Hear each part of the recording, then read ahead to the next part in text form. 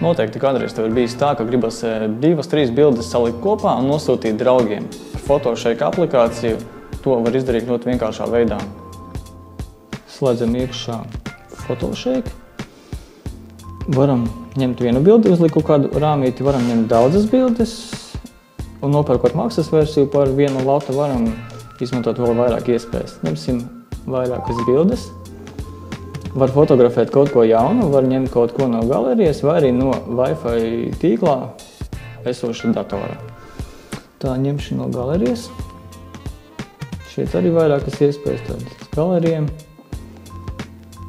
Skatos visas bildes, paņemu kaut kādas vienu bildīti. Tā. Pieliksim vēl kādu bildīti. Tā 2, 3. Bildītes ir izvēlētas, ņemam telefonu, pakratam. Skatāmies, kas mums pašiem patiks labāk. Ja šāda bilde patīk, tad varam vēl kaut ko pamainīt, uzlikt savādāku rāmīti, kaut kādus filtrus uzlikt, vai arī varam uzreiz sūtīt draugiem Facebookā, Twitterī, saglabāt Flickrā, Picasā vai nosūtīt kaut ko savādāku. To pašu bildi var atvērt arī Instagramā un pievienot kādu Instagram filtru. Droši vien tev kādreiz ir gribējies, lai Instagramā ieliktu nevis vienu bildi, bet kolāžu. Tad šī ir tā iespēja.